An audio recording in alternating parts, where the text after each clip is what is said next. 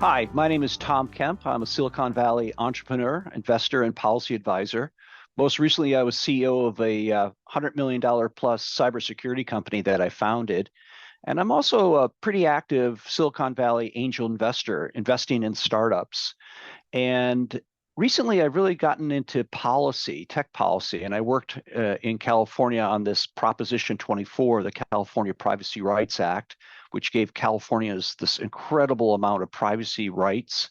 And all this led me to writing a book called Containing Big Tech, where I really take a look at what's happening with the large tech players, looking at how they collect so much of our information, how they use artificial intelligence, and then also look at the overall, size and scope and the competitive position of the large tech companies.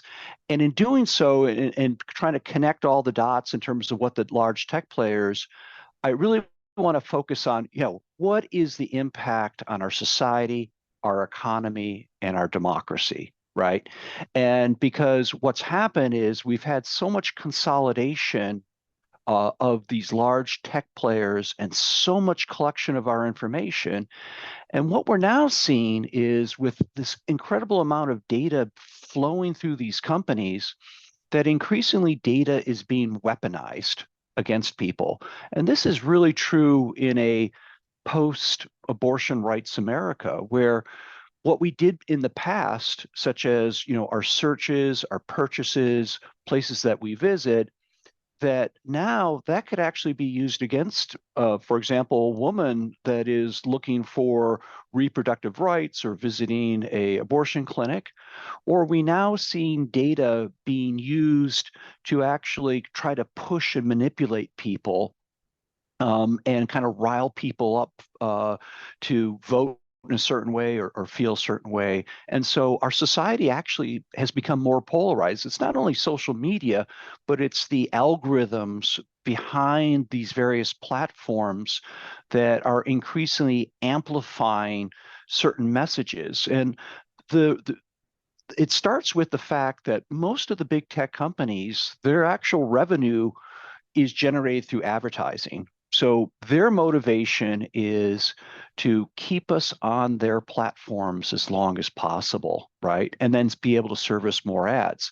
And when they keep us on their platforms, their goal is to collect information about us, how we interact with the platforms, et cetera. And probably the best example of that is TikTok, where every time you watch a video, depending on if you swipe left, right, hit pause, do a comment, it creates little micro signals. And those micro signals get fed into their artificial intelligence systems. And so the next video is more optimized and personalized for you, with again the goal to actually keep you on those platforms as long as possible to serve you ads. So look, we do have a problem here. We have a problem in that increasingly this data, as I mentioned before, is being used in ways that we hadn't imagined. Before it was about, hey, you visited a website about red shoes, and now every time you go to another website, you see a video or an ad about a red shoe. So that's kind of annoying, a little bit creepy. But now that data can actually be used in ways that I don't think people actually intended that for it to be used.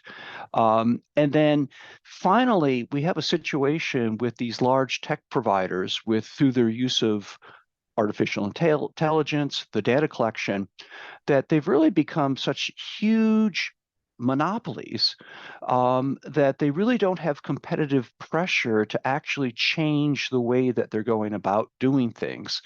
And so we're now in a situation in which the problems of privacy and digital surveillance, the problems of AI bias and exploitation can actually be exasperated by the fact that we really have a concentration of power in the digital age in five companies: Microsoft, Amazon, Meta, formerly Facebook, Google, and Apple. Okay. And so what I try to do in this book is I try to connect the dots, right? I try to say, here's their business models, here's how they go about collecting the information.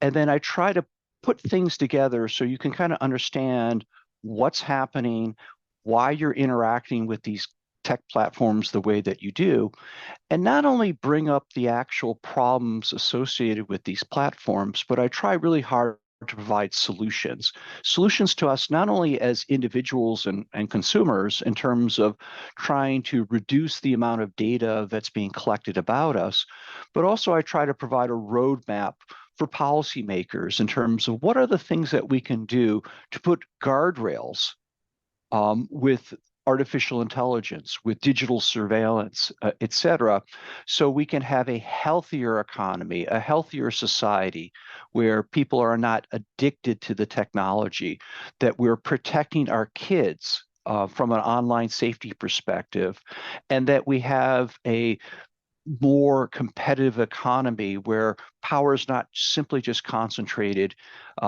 in 5 companies, but there's opportunities for startups to become the next Google, for example.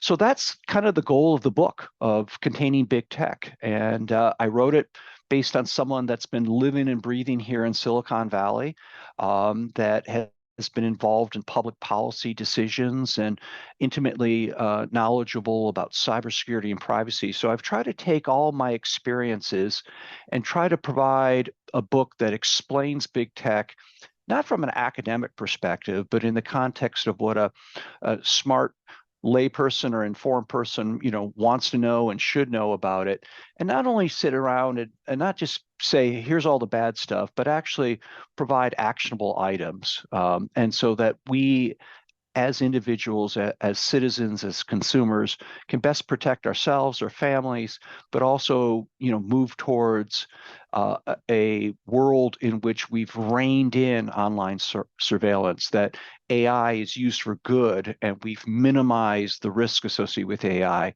and we have a more competitive economy as opposed to having a set of tech monopolies, kind of like what we had maybe 100 years ago with the robber barons and the railroads and Standard Oil. So that's my book. I hope you check it out. It's called Containing Big Tech by Tom Kemp.